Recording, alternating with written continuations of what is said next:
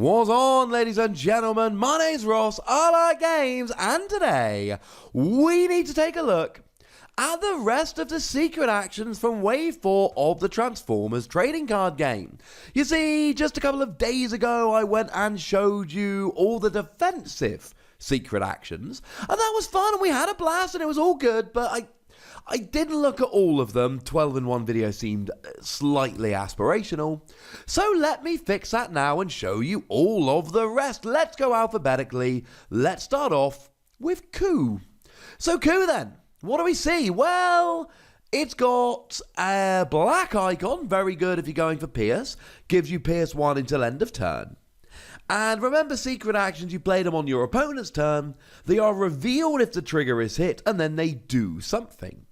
Coup is revealed when a character is KO'd, and when it is revealed, you use a bounty ability on one of your cards on the battlefield. Cool. Now, maybe this takes a little bit more explaining for those that have not, let's say, researched quite so much into Wave 4 as I have. Bounty skills are the new thing, which are very much the signature of the mercenaries. And bounty skills are when you do enough damage to KO a particular character. You get the KO, and then you get your bounty skill at the same time. So if we take Nightbird as an example, Nightbird in bot mode has a lovely bounty skill that lets you play an action from your opponent's scrap pile. And this is a way of getting extra bounty skills. Now, it's a little bit of a weird one, because a character has to be KO'd on your opponent's turn. Doesn't necessarily have to be one of yours. Now, it just says when a character is KO'd, not KO'd during battle, so there is a really fun little interaction here. If your opponent uses Peace Through Tyranny to go and cheat themselves an extra turn, they have to KO one of their characters to do so, and then you will actually get to use your bounty ability at that moment. Either way, it's another way to use bounty skills, and that makes me rather happy indeed.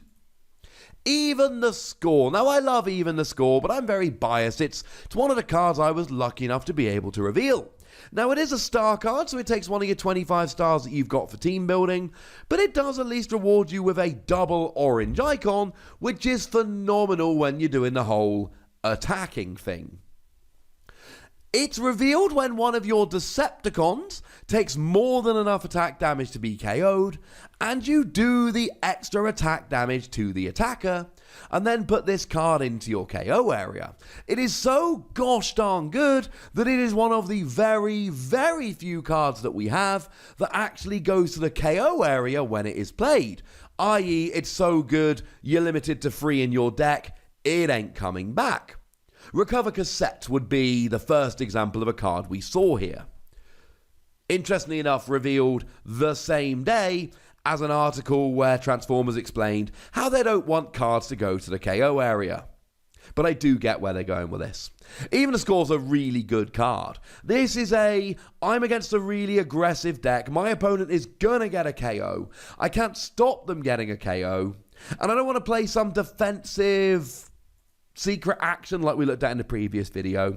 I want my double orange icon, so what I'm going to do is I'll play this, and I get the double orange icon, but it means that if I'm against a really aggressive deck, I get, and this can be a lot of cheeky damage. If your opponent does 20 damage to a character that only has 2 health remaining, you get to do 18 damage to the attacker.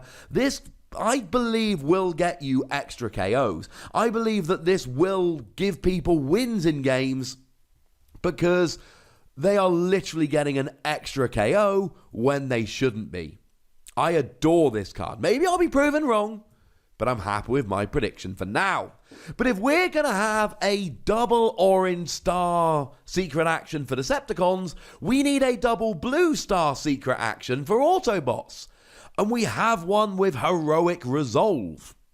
It is revealed if one of your Autobots would take enough attack damage to be KO'd, and when it is revealed, you put it at 1 damage or 1 health remaining instead, and then this card goes to your KO area. We've seen this in other card games.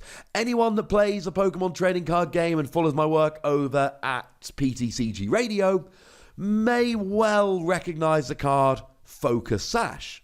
Or if you want to go a little bit earlier in the Pokemon trading card game, Focus Band. Cards that basically stop your opponent getting a KO they should otherwise be getting, but leave you on 10 health as a little bit of a punishment. I love it, ladies and gentlemen.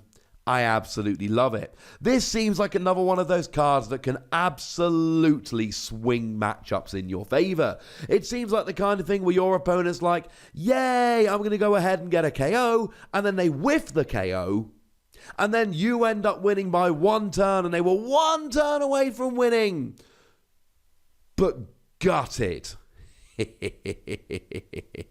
So maybe we get away from these star cards now. Maybe instead we go and have a look at Hijack. Now, Hijack has a really nice pip combination of both black and green. Black gives you Pierce. Green says that if you flip it while battling, at the end of the battle, you may swap a card in your hand for this. It basically guarantees that you will be able to get it into your hand if you so wish. And you reveal it if your opponent would draw a second card during their turn, i.e. in addition to the one they drew at the beginning of their turn. And when it is revealed, every time your opponent would draw a card, you draw a card instead. I adore this. Your opponent plays a pep talk, you get to draw 2 cards instead. It doesn't really see much play, but I really want to see the game where Universal Network Access gets played and your opponent is actually using their star card. They actually draw into it. They go to draw 3 cards, and then you reveal this and you draw 3 instead. That would amuse me greatly. But there are a whole bunch of cards here, especially characters, where you just don't have much of a choice. Now, it's not the most competitive deck, but it's one for which I have a giant soft spot. If we go back to Wave 1 Dinos, they use Dino Chomp to get Bold 5. That's pretty awkward, but it's alright. They've got Dinobot Snarl, and when you flip it into Alt Mode and you've got 0 cards in hand, you draw 2 cards. And that's kind of central to the deck. You kind of need that. You could look at something like Wave 2 Bumblebee. When you attack, discard an action card from your hand and draw 2 cards.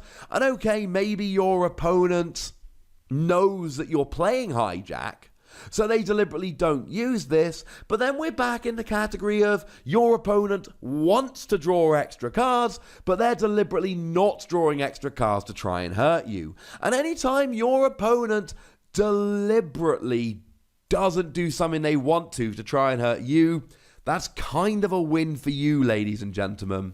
And that just leaves us with one more that we need to have a little bit of a chat about, a little bit of a gander at. Jam signals. Like making signals with jam. Not that kind of jam signal. We have an orange icon that I showed you in the video the other day, and I will link that one in the description.